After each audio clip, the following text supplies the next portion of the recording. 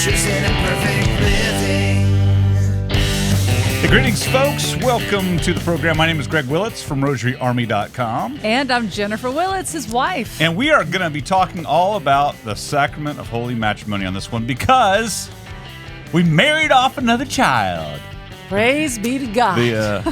The big wedding was this past weekend as we're recording this. Walter, our second son, got married. So far they're getting married in order, right? Sam got married 3 years ago. It's already been 3 years that our oldest has been married. It's crazy. And we need to just give a little attention to the beautiful names of our beautiful daughter-in-laws. Well, I mean, that's so. Can we just you're point already gonna that out? So we have a Lily already, right? Yeah. Lily is our daughter, and then just Sam married Rose, and now Walter Willits is married to his beautiful wife Holly. So we now have Lily, Rose, and Holly. Isn't that awesome? So we're throwing this out to all of you that if you have daughters, 20 years oldish around there, named Ivy or Daisy, we're looking to complete this whatever's going trend on we've started. for our two other unmarried boys. So they're currently not dating anyone. They're handsome young men. One's They're really very tall. The other one's also tall, but not as tall as his little brother. Tommy, our fourth kid, I think we've talked about this. Tommy's like 6'7" now. It's crazy So how tall. He's towering over me, which is weird. But yeah, so Walter and Holly got married. I mean, this has been such a long time coming, and at the same time, it's like, wow, how did we get there so fast? Yes. And, so many things have been happening this year. This has not been a completely restful year. There's been a lot of events that we've had to, just endure as a family with our household, things breaking. This has been the year of repairs of 2023. Plus, it's been pretty much consumed by the excitement of the upcoming wedding in the fall. So we're so used to having a wedding in our future and trying to make sure we're all doing what we're supposed to be doing, that we are preparing in our own way to contribute and to be supportive of this massive event and just to love our kids into this great, wonderful day so they can launch into their beautiful future together as husband and wife. And we are still kind of floating in the air. I mean, I don't know about you, but I still am. When I close my eyes, even now, I have like this retinal burn of all the dancing on the dance floor because everything was so fun about this wedding. And I'd never been in a wedding quite like this before. I mean, I know I've heard of weddings that are super festive, but I'd never been a part of one quite to this level of festivity. And so it was just so beautiful just to see all that I saw and to be around all the people that came in for this wedding. And I just can't stop smiling about it because there was so much love in the air, so much grace in the air. I mean, I feel like I've fallen more in love with you. Like we've been married for 28 years. Could you really help it? I mean, it's just that's destined to happen on a weekly basis that you're going to fall a little bit more in love with me on a regular basis. But our family. I mean, it's like I feel really good about our family, about our kids. This was the first time since Sammy's wedding that all 5 kids were together. Even though Sam and Rose came and visited for a while earlier this year and stayed with us, Ben was at college during that time.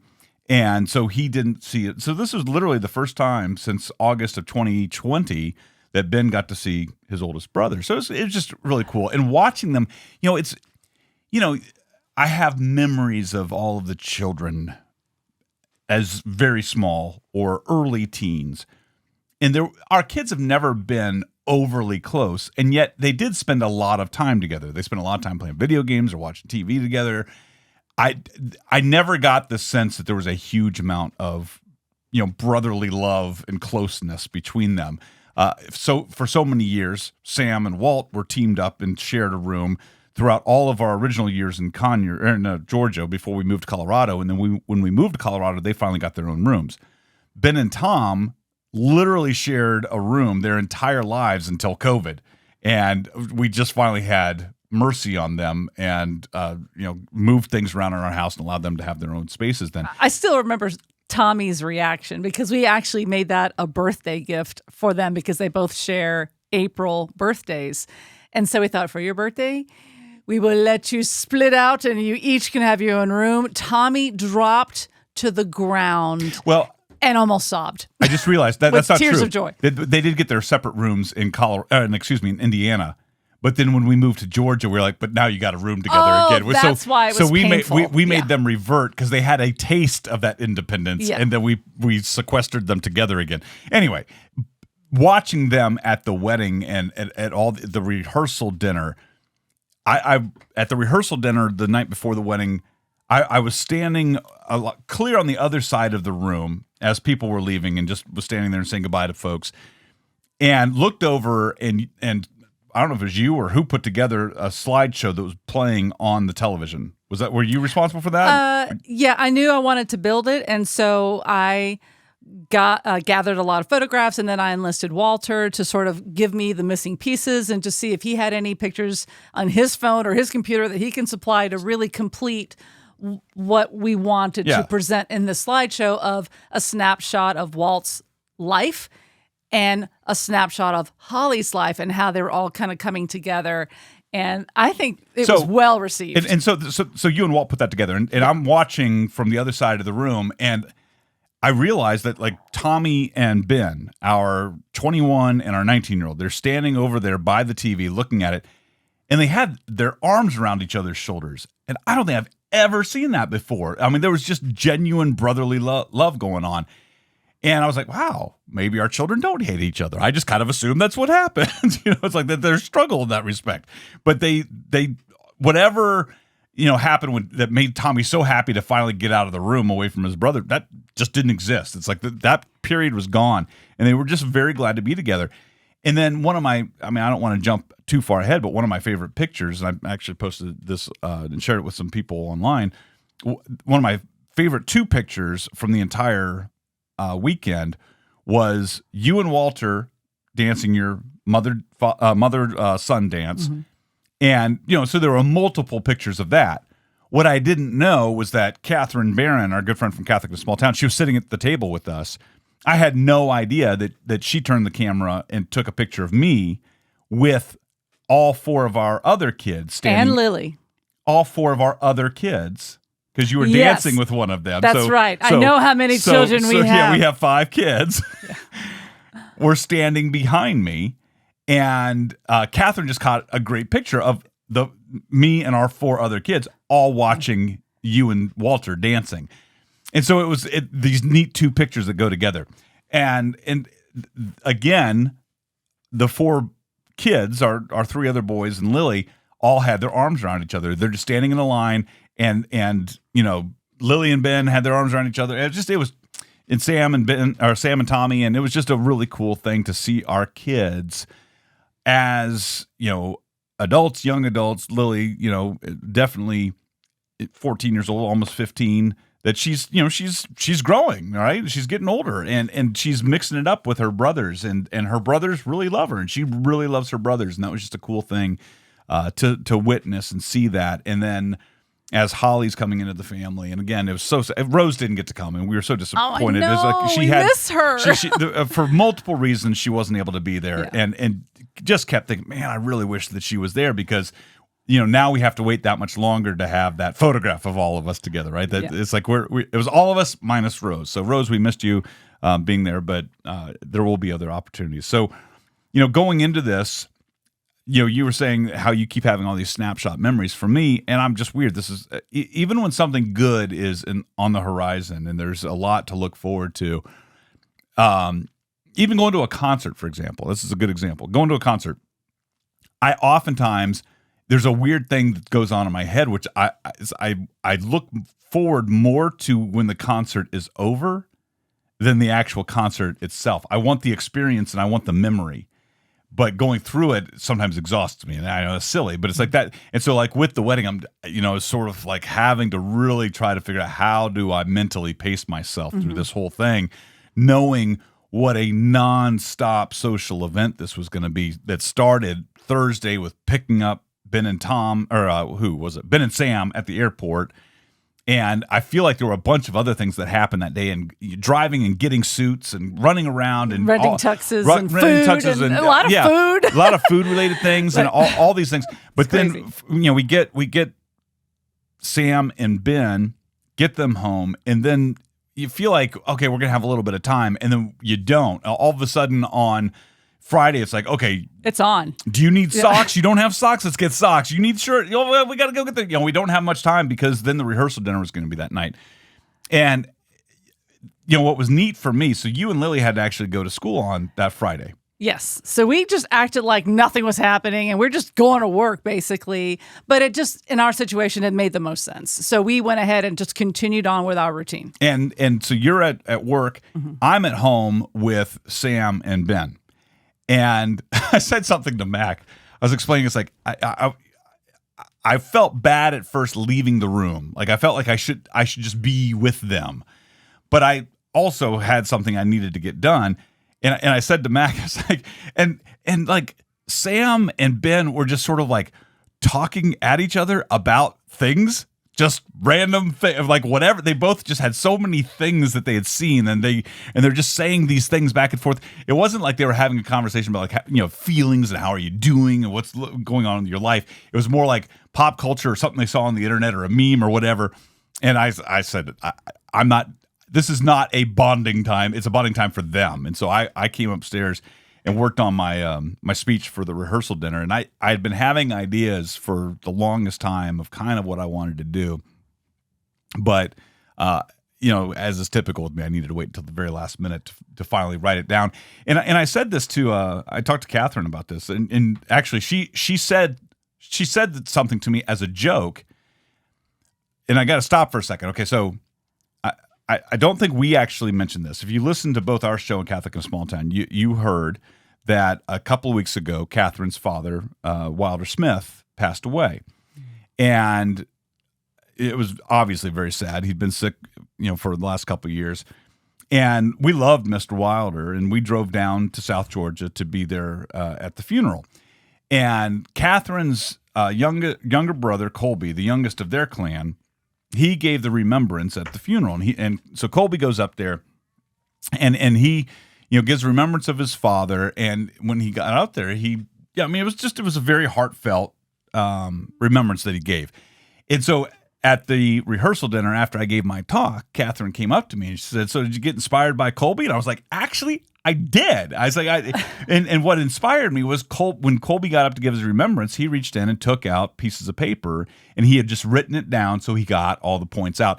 Normally, when I give a speech or I'm just talking, I most often just do it spontaneously. I'll go off the cuff, but there were very specific things that I really wanted to say at the rehearsal dinner. This was my one chance that I had to say anything throughout the whole thing, and that's just because the father of the groom, there's not as much of a place for me, right? It's like I'm not necessarily giving away my son. I'm just like, he's going, right? Yeah. It's not like the father of the bride who is giving away his daughter, who is, and so it was different, right? And so I felt like this was, Walter said it's traditional for the father of the groom to give a speech at the rehearsal dinner. And so really wanted to do that. And so I wrote it down on a piece of paper, and I told Catherine, I said, just the Saturday before at that funeral, when Colby pulled out that piece of paper and I thought about how great he did, I went, you know what? No one's recording this. I'm not performing. It's right. Like I want to make sure I get the words out. And so I wrote it down, and it, when I printed it out, I was like, ooh, that's a lot more. There was a lot more pages than I wanted. I wanted to make it as short as I could. But again, it was amazing. It was beautiful. And I know he is not going to want to toot his own horn here on this, but I had no idea what he was going to say. I knew what I wanted him to say. What did you want me to say? I just wanted it. I didn't know what I wanted you to say per se, like exact words. It was more like, I didn't know what I wanted you to say per se. Hey, that's a legit phrase. I did not mess up on my grammar. I just knew that I wanted it to be kind of with love, like tainted with tainted love? Tainted love. Just like the song.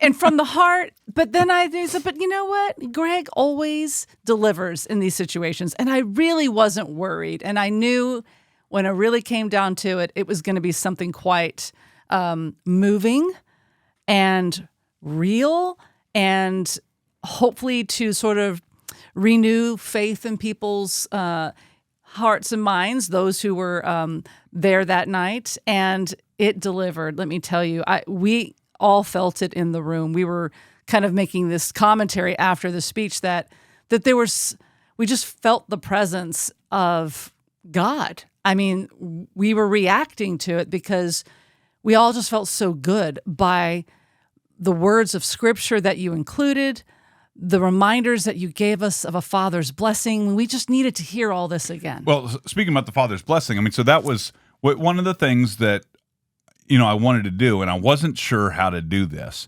was I wanted to give my son his father's blessing one last time as a father to his unmarried son. Right.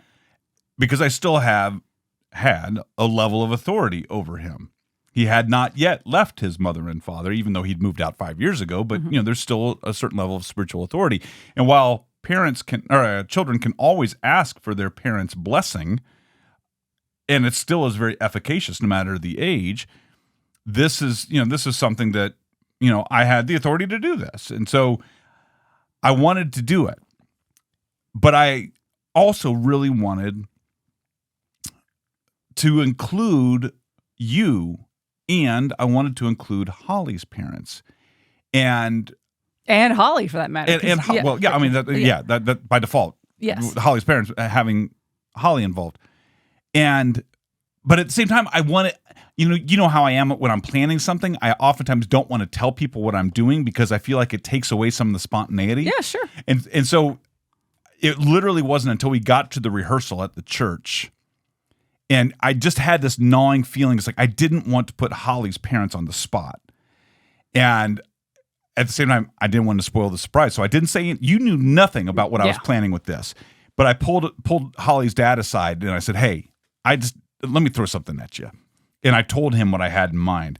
And he immediately was like, yeah. I was like, oh, yes. That's awesome. And then I said, would it be okay if we don't tell your wife that we're doing this?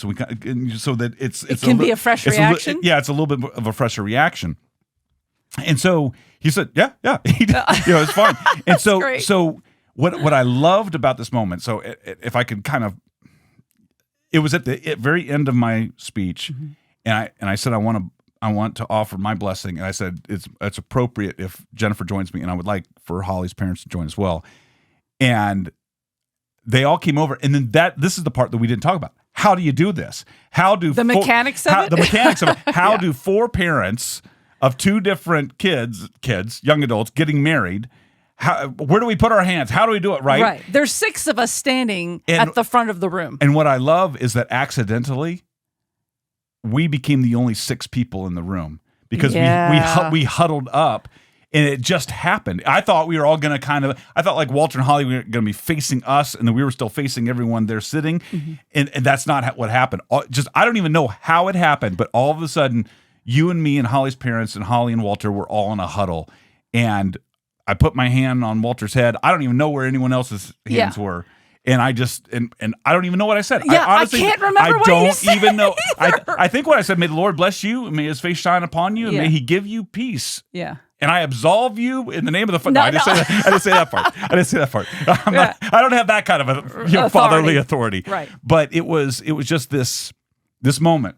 And tears were in everyone's eyes. It was so great. And it was just an opportunity. And then we said, here's to Walt and Holly. And it was funny, Walter and Holly didn't have a drink. So I'm like, I don't think I did either. Yeah. We just literally held like an imaginary glass. Yeah. Like, yay. And that part doesn't matter. Yeah, it's everything else. But, the things that I was able to say that I really meant, one of the things that I love about being married to you, and this is I'm not looking at my notes. I almost should pull up my notes, but I don't want to give my talk again. Yeah. Or my speech. The thing that I love most about being married to you, Jennifer, is that you and I have a all new family that was created 28 years ago when you and I said, I do, and you and I made vows to each other. And no matter what happens with extended family circumstances, while we still will always be connected, our parents and our siblings on the day we got married became our extended family. You are my immediate relative.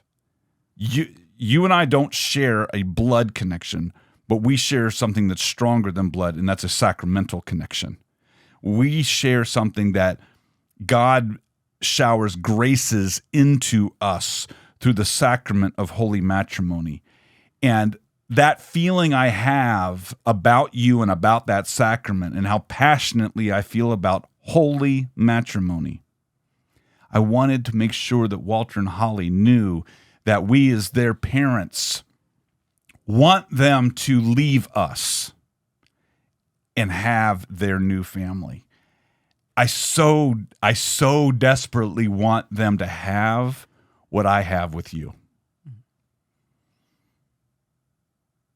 And I forgot just now that we're on video.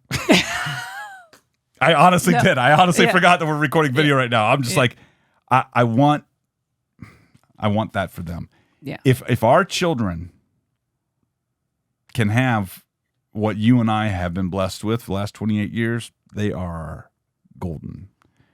And I feel, I think about our own marriage tale of we met in December, we started dating in February, I proposed in March, we were married in September.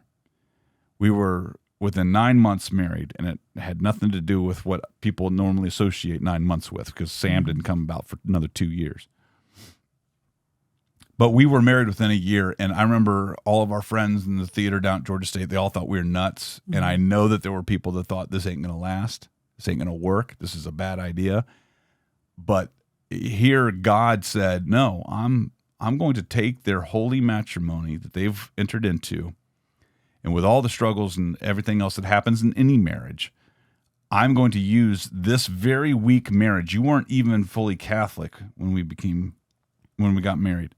God said, I'm going to take this and I'm going to use these two, whatever, I'm not going to call us idiots because we're not idiots. I'm going to use these two very, very non-knowledgeable. We're immature young people. And I'm going to create a nonprofit Rosary army that's going to impact millions of people throughout the course of their marriage. I'm going to have these two people come together and not only have a strong marriage and have wonderful children, but they are also going to broadcast thousands of hours either on radio or we could not have drawn the line. And I firmly believe that it's our Blessed Mother through our total consecrations, but it's also because of the graces of the Sacrament of Holy Matrimony. And every time we say yes to each other, we're saying yes to God. And every time that we say yes to the holy matrimony, we're saying yes to God, yes to the graces of the sacrament, yes to these blessings. This is what God intended when he created marriage. He meant for the world to be blessed by marriages. He didn't mean just for the groom to be blessed by his wife and for the bride to be blessed by the bridegroom. He meant for the entire world to be blessed by that union, because that union creates children with the potential of holiness. And that holiness can transform the world. And we get so wrapped up in all the other garbage in the world. And if we look at holy matrimony, whether you've been married for 1 year, 10 years, 20 years, 50 years, 65 years, or 80 years, you need to be tying into what God meant for your marriage to be and to live in that marriage. And then if you're not married, to support holy matrimony in others. Holy matrimony is the foundation of our society. That's the way God intended it, because without holy marriage, holy matrimony, you don't have holy children. And without holy children, you don't have stable societies. You don't have people seeking the good in the world and bringing the good into the world. So all these things I needed to say in 5 minutes at Walter and Holly's rehearsal dinner. And I really appreciated the kind words that other people said. My sister-in-law, Heather, came up to me, and 1 second, her face is fine. And then all of a sudden, her face just did the ugly cry face. And she just said, "Your speech made me want to be a better Christian." It wasn't my speech. That's holy matrimony. Live out that holy matrimony. our marriages, you know, if I know that there are people that are married and they're not going to church. They're married and they're not going to confession. You need all the sacraments to make your marriage strong. Our marriage wouldn't be strong without the Eucharist. Our marriage wouldn't be strong without confession.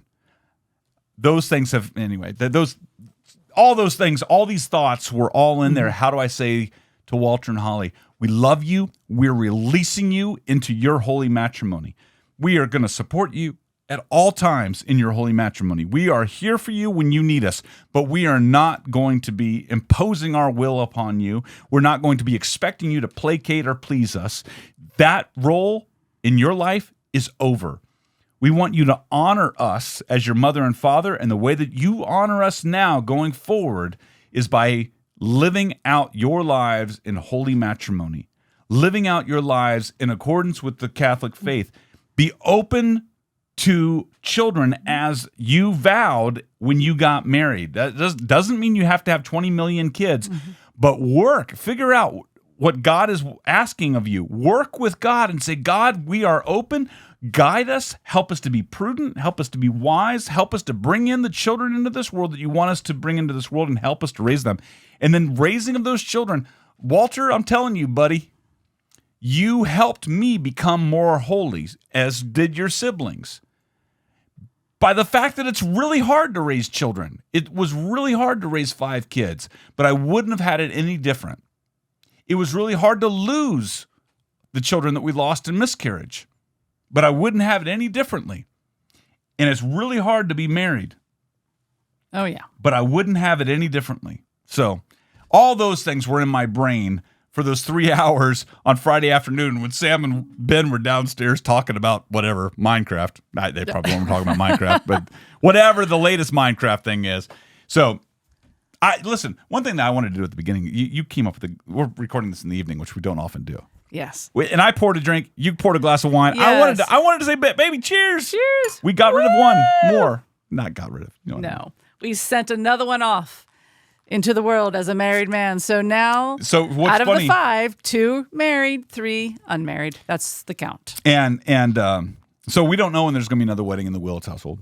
Lily and I were trying to figure that out the other day, that we realize now It could be a while. we could go into another 4 or 5 years before that could realistically even happen again. Having said that, Sam and Rose been married 3 years this past August. So 3 years and 2 months, right?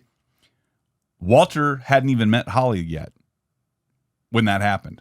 That's right. And here it is, 3.3 months later. I mean, 3 years, 3.3 years later, boom, he's married. So it could happen with Ben. It could happen with Tommy. Who knows? It won't happen with Lily because she's only 14. No. She's got a long way to go. Long way to go. And she's destined for the convent, so that doesn't matter. Because let me tell you what, seeing my 14-year-old daughter out on the dance floor wearing that beautiful bridesmaid dress. Oh, man. Lily was stunning. I'm like, she came walking out with her hair done up and makeup on. I'm like, no. No. I'm not ready. No. Stop it. Stop getting beautiful like this. Stop following your mother's example of being so darn beautiful. So it was a little disconcerting a few times. I was like, she's like, yeah. I think she turned a few heads. She's one of the most beautiful women here.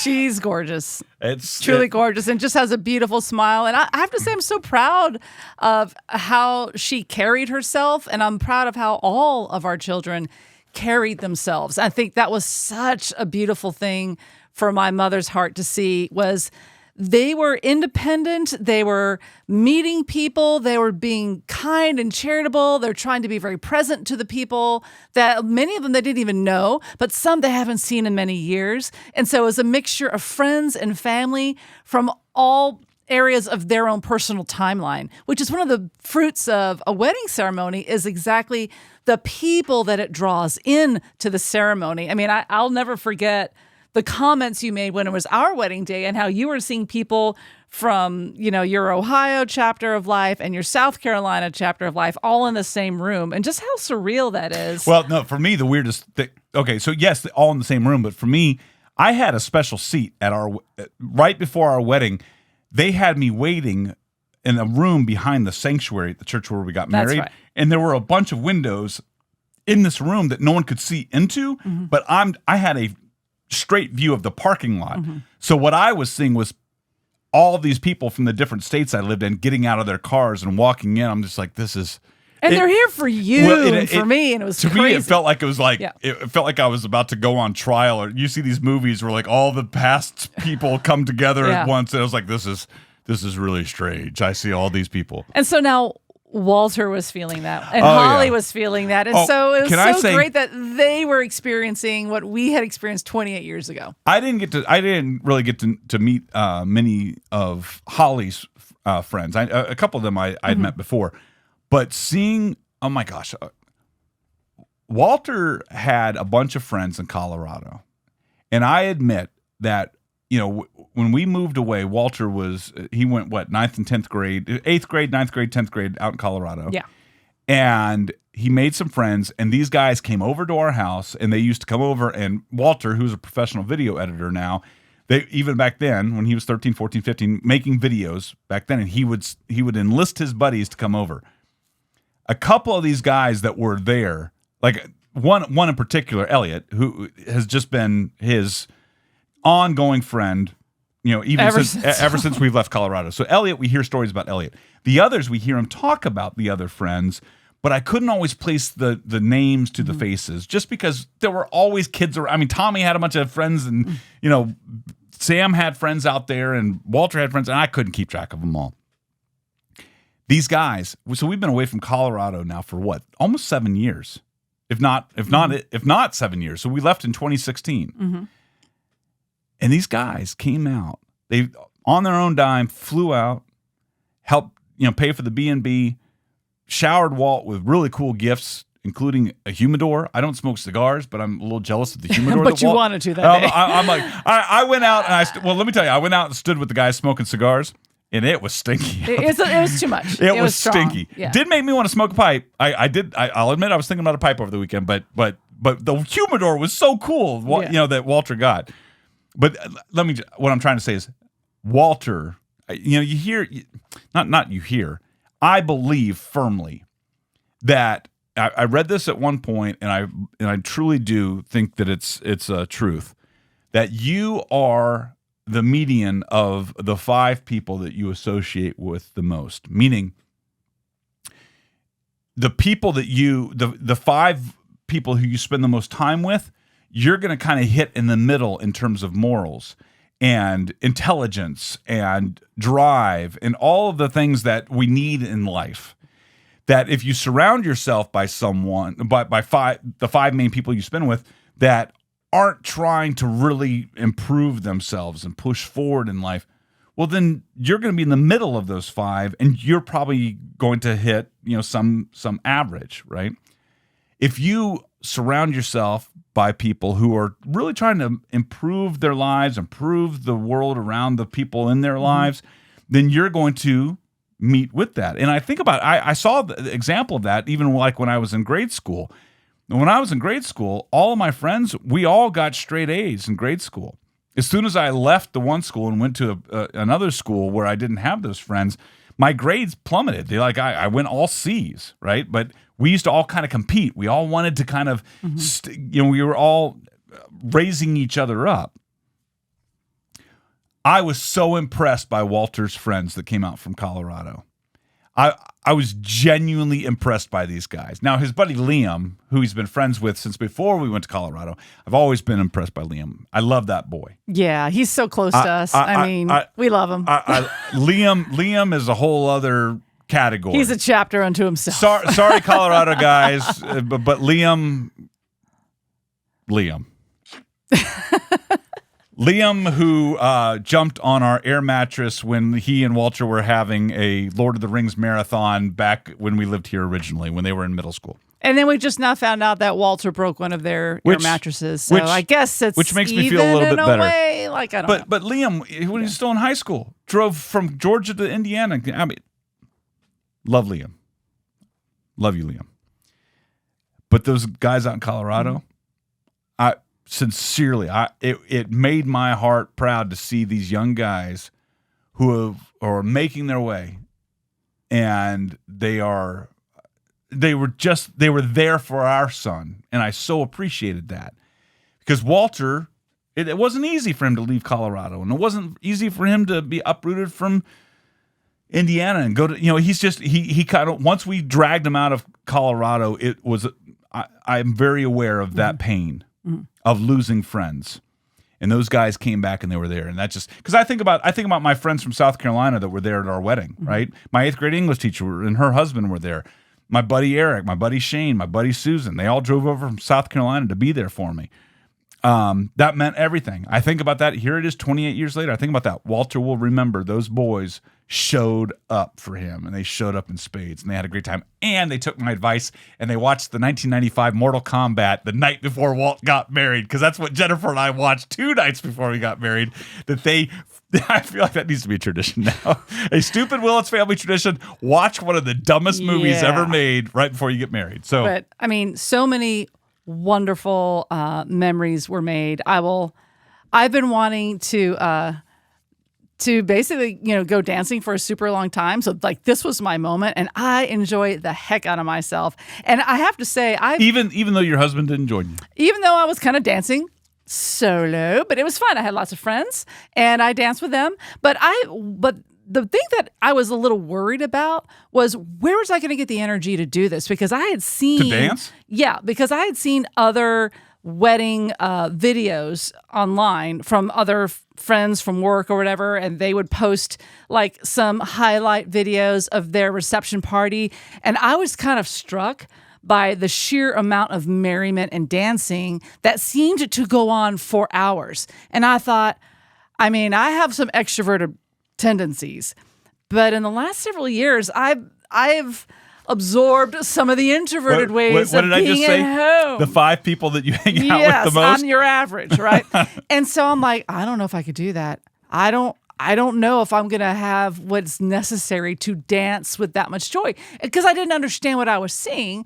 And until we got to the big wedding day and it was time for the party, and I was putting it all together in my mind, like, oh, I get it now.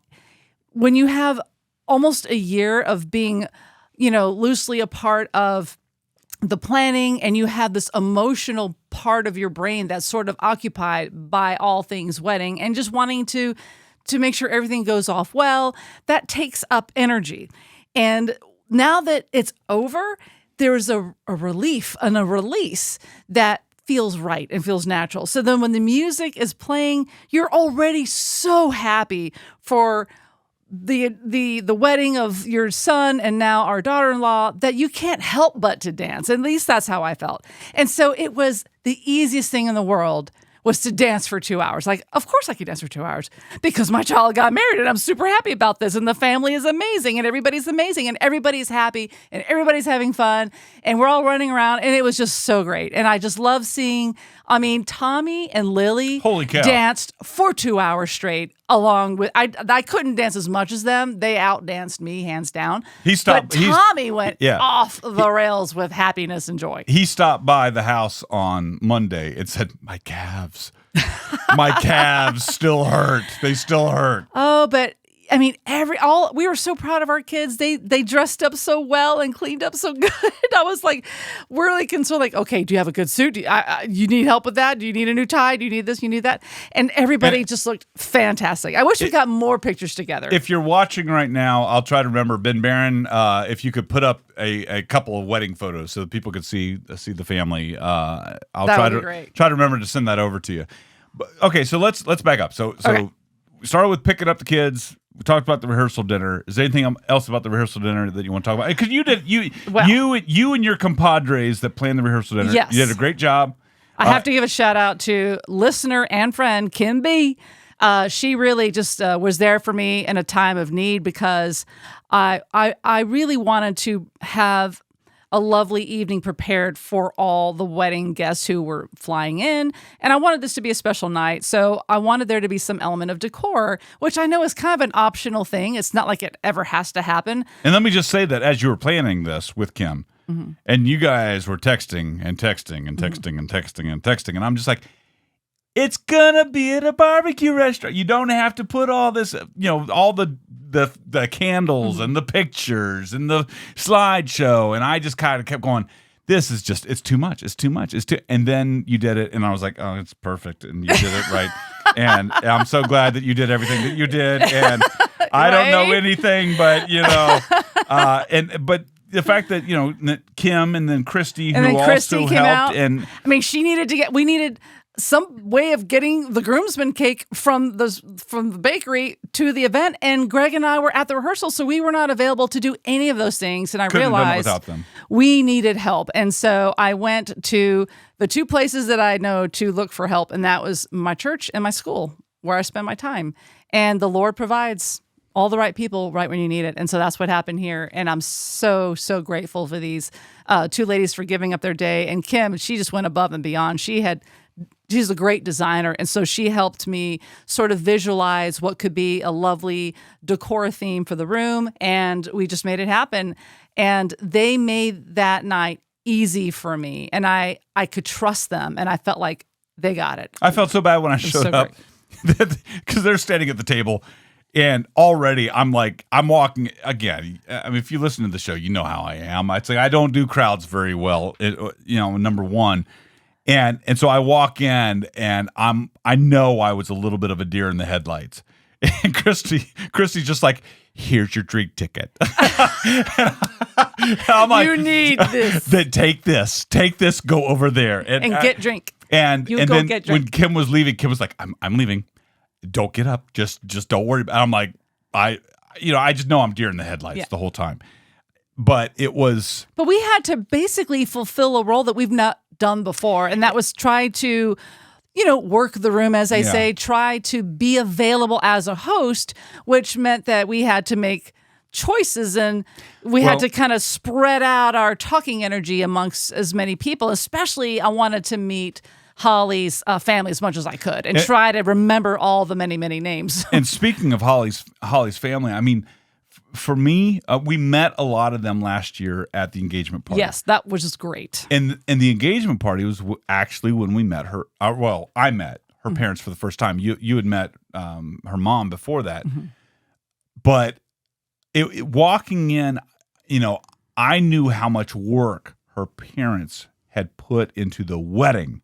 And that was one of the things I wanted to make sure at the very beginning of my speech that I thanked them for that. Yeah. And then I realized. Incredible. I realized as I was starting the speech, I was like, Holly's mom wasn't there. I'm like, oh no, she's the one who needs to hear this the most. How thankful I am for this. Because they really did do such an amazing job pulling everything together. And so I felt like the rehearsal dinner was, the wedding is when the families, come together to see our children be united. But I feel like at the rehearsal dinner and like talking about the blessing of the children, I really, that moment with them, with her parents and blessing our kids and meeting all of their extended family, but blessing the kids. Yeah. I felt like that was pretty cool. Now I got to say, right before the wedding, right before the actual marriage, the mass, right? So Saturday, let's go to Saturday. Saturday morning, I barely remember already. And it's only been a few days. Yeah, because we were not together. See, you got up and left early. I actually, okay, now it's coming to me. I actually got up and I sat and drank coffee and finished a movie. What? That's weird. Because what movie? It was I mean, you don't have to say. No, it was Flora and Son, right? We talked a few weeks ago about going to a Glenn Hansard concert. Glenn Hansard was in the movie Once. The guy who directed Once. He does these music themed movies. Okay. And I'm a sucker for him. Flora and Son was a big disappointment, but I kind of needed to distract myself after Friday night and all of the talk. I just needed to I knew that I was going to be leaving with Sam and Ben soon. And I just sat on the couch and drank coffee. I gave myself that permission to sit there and drink coffee and watch that movie. And then got down to the church. And see, it's all come back to me now. Get to the church. Before we arrived at the church, Sam and Ben and I stopped at Zaxby's. Zaxby's, for those of you who are not in the southeast of the United States, Zaxby's is a chicken tender restaurant. It's like a fried chicken place, right? Yeah. It's the boneless fried chicken restaurant, and it's pretty good. And so we stopped at Zaxby's. We had ordered a whole mess of chicken for the groomsmen because we knew that they were going to need to eat. And when we arrived, none of them were there. So we brought in all the food and put it into this room that was reserved for the groomsmen. And I thought adoration was happening. Oh, that was another thing. Friday night, this is so great of the priest. Father Evan, if you're watching this, the priest who celebrated the marriage, it was his first marriage that he was celebrating as a priest. He was just ordained in May. The rehearsal happened on Friday night, and then he immediately went into the confessional so that anyone in the bridal party that wanted to go to confession could go to confession. And that was one of the pieces of advice that I'd given Walter. I forgot I gave it to him like a few months ago. Yeah, go to confession. Go to confession right before you receive the Sacrament of Holy Matrimony. And we all did. So great. So when we went to confession on Friday night, the Eucharist was exposed in the monstrance. I thought they had a perpetual adoration chapel. But then I went over there, and the Eucharist was reposed in the tabernacle. Okay. Jesus wasn't in the monstrance. So anyway, I go in there, and I just sat down, and I'm just like, all right, Jesus, here we are. Here we are. You've brought us here. Here we are. Help us. Help us. Help us. Help us. Help us. And I just sat there and prayed for a while, and it was one of those times, before the tabernacle where. So you're wearing your tuxedo. I'm you're wearing sitting my in the tux. chapel. It was the best I ever looked at adoration. Wow, you really dressed up for the Lord. I must dressed say. up for Jesus. Let me just tell you. And so I'm sitting there, but it was one of those prayers where it didn't matter. The fanciness of my words was not going to impress God. It was just like I was just trying to just go feel my heart right now, God, and just please make this be as beautiful a day as you can. Please just shower Holly and Walter with every good grace that you could possibly just pour on them right now. Not that God is will shower any bad graces. Yeah, right. But then after, I'm sitting there. I don't even know how long I was in that chapel. Because we had a good amount of time. Oh, and the whole time I'm thinking the wedding's at 3. It was at 2. This whole time I'm in the chapel, I'm thinking it's at 3. It was at 2. Because I kept asking, and I kept hearing 3 o'clock or no 2 or 3. I don't know. And I literally on the day of the wedding, I still didn't know what time the wedding was at. Wow. I kept asking, but the invitation was just hanging I never in the hall. saw the invitation. Just hanging out on the wall for months. It's okay. It's okay. So you were there, so it's fine. I left adoration, and I went into the room where the groomsmen were. And they're all just sitting. Walter's buddies from Colorado, Liam, a few others, Nikita, his brothers. And they're all just sitting there eating chicken and French fries. And I just thought, this is freaking awesome. I loved it. And I just got some chicken. And I did what I always do.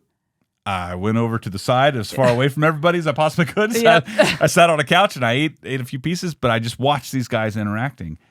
And then Holly's dad came in and he serves. Yeah, because he was in the same room kind of getting ready, which was cool. I didn't know that was going to happen. He serves our armed forces, and he was putting on his dress uniform, which is spectacular. It was. But he was so happy. Cool. He was so excited. Yeah. And just everything, suddenly there was an electricity in that room. And then the planners were coming in and just kind of giving us, letting us know when things were going to be happening and help. We were all trying to figure out how to pin on corsages. And now we know how to do boutonnieres. Boutonnieres, not corsages. Thank you two, for showing us the obvious way to do it because none of us knew how to do it. And then suddenly we're standing at the doors leading into the church, and the doors are shut, and everyone's been escorted in. And now you and I are going to be the first ones to process in as the parents of the groom. And Holly's mom, Mary, is right behind us. And with her son, her only son, Will, escorting her. Will hadn't come out yet. Will was seating the last few people because he was an usher as well. And the groomsman. And so we.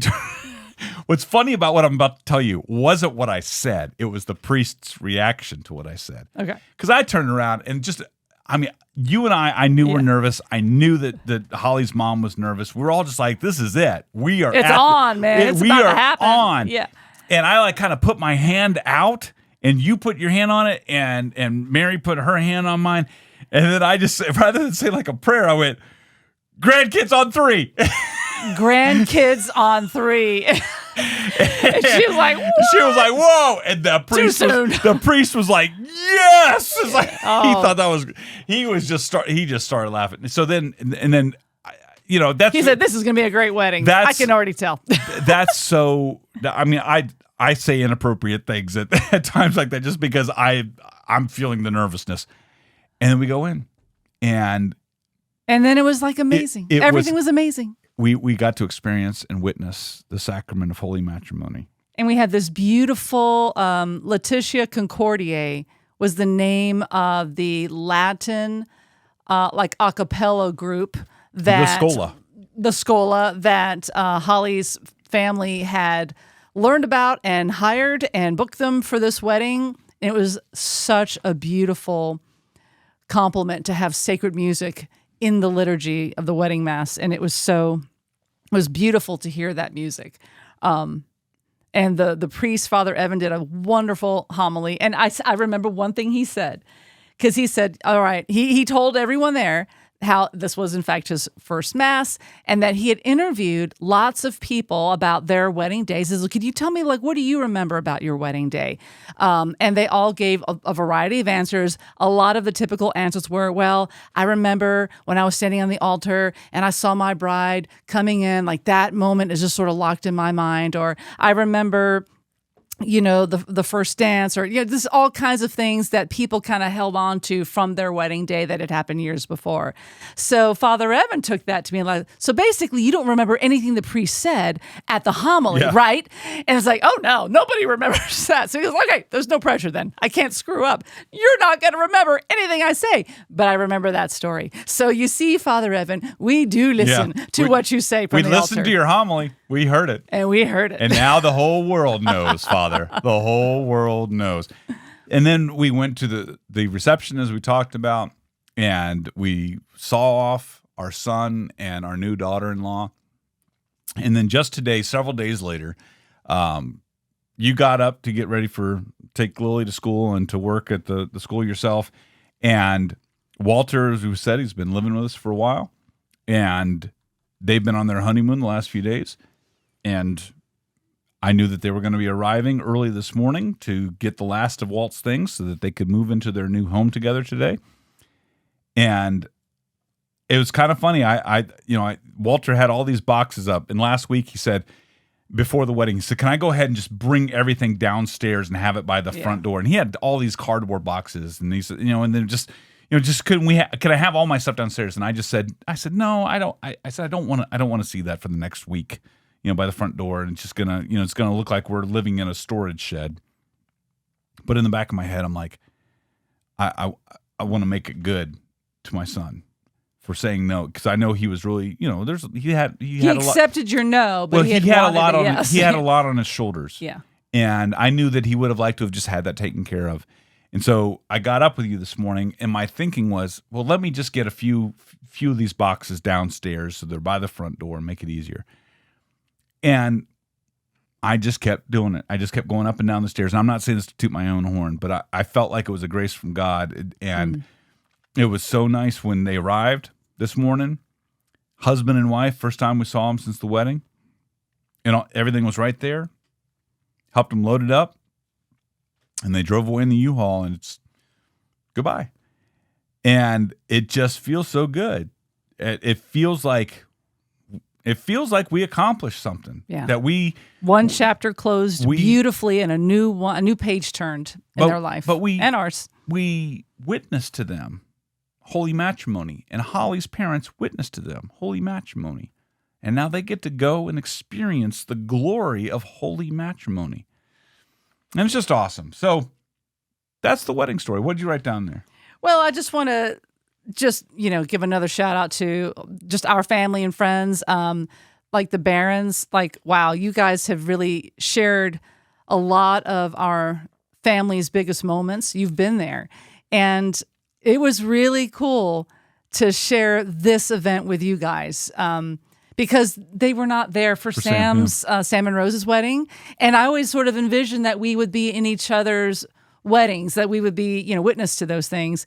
And so it was kind of hard that the Barons weren't there for the first one, but they were there for this one. So it just felt really great to celebrate with them and just dancing with them. That's never happened before. And all the years I've known Mac and Catherine, I've never danced with them. We've never been dancing. That's just not a thing that we do. So it was really cool to sort of check that off and to watch their kids out on the dance floor.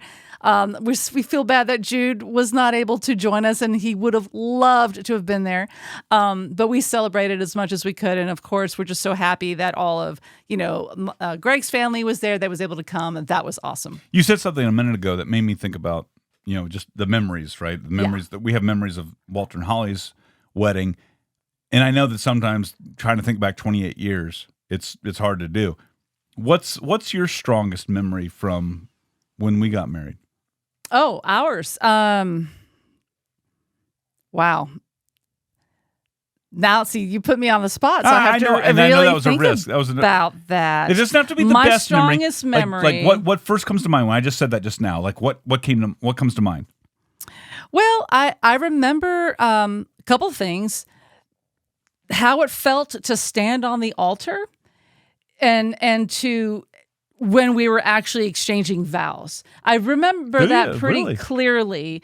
And I remember how surreal it felt, but wonderful, even though I wasn't a fully initiated Catholic at the time. But you remember the vows.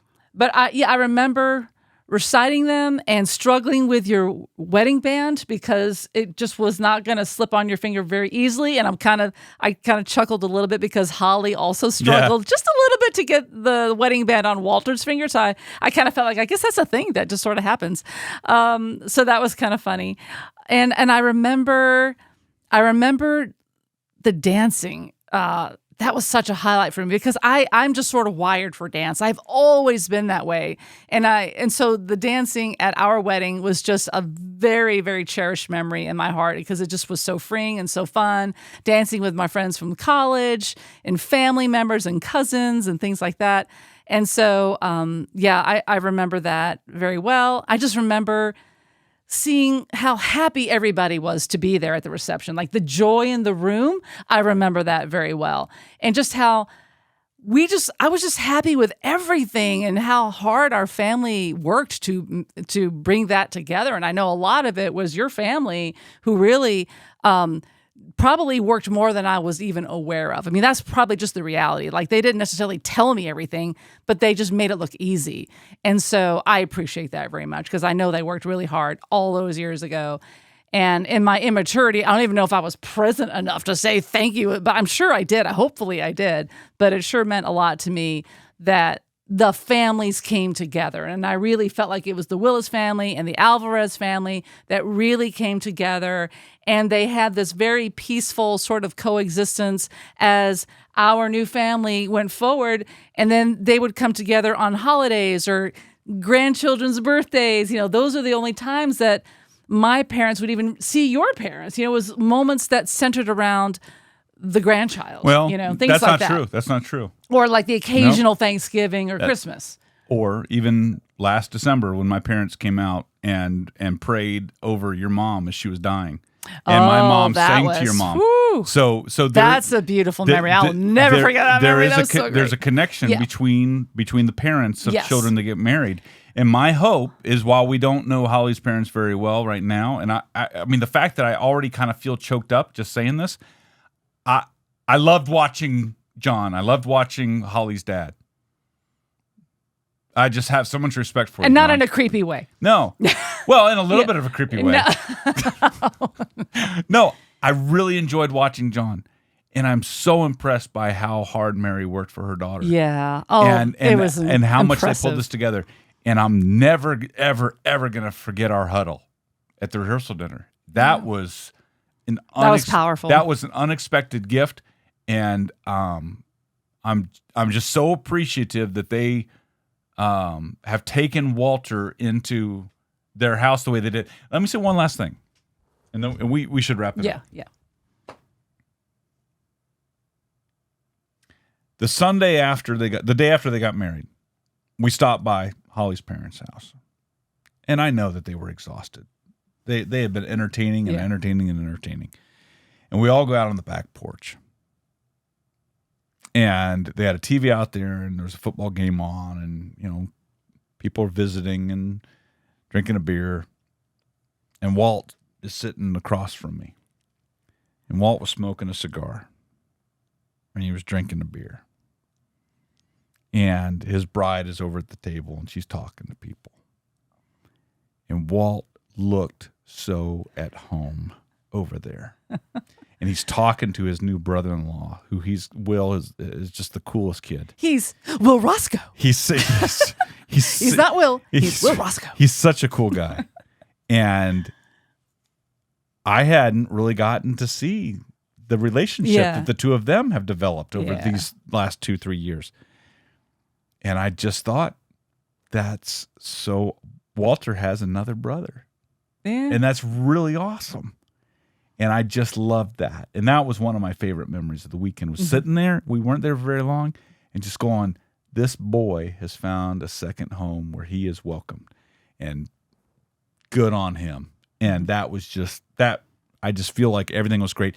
And again, let me go back to what I was saying a few minutes ago. Holy matrimony is such an incredible thing. It unites families together, but it also creates a new family. And we need that. We need all of these holy families. We need more holiness in the world. When we finish our shows, we always say, do whatever it takes to be holy. Go get married. Find a spouse that you can raise holy children with and bring more holiness into the world. If you're already married and maybe your kids have fallen away, what do you have to do to grow in holiness right now? We're far from perfect. We're far from being as holy as we should be. But we need to be finding these shining examples, like in the Sacrament of Holy Matrimony, and we need to follow those examples and grow in holiness ourselves. So that's it. Holly Willits, we are so proud to be your in-laws. We don't want to ever be your outlaws. We love you so much. We're so proud to have you as a part of our family. And Walter, we're so proud that you are a part of her extended family with her parents and her brother and all of the clan on her side of the family. It was an amazing, borderline miraculous thing to see. This was a gift from God to see the union of these young people. And we need more of this in the world. Two of you, be a witness of your holy matrimony. I told it to you on that rehearsal dinner, and I'm telling it to you now. We love you so much. That's all I got to say. I'll keep going on and on and on. I'll start crying. Right. You don't want to see all that garbage. No, that's not pretty. If you need a rosary, go to rosaryarmy.com. You know the rigmarole. Schoolofmary.com. Free enrollment. Go take care of that over there. Thank you for hanging out with us, listening to our jibber jabber of our family matters. Pray your rosary every day. And do whatever it takes to be holy. God bless you, folks. Bye.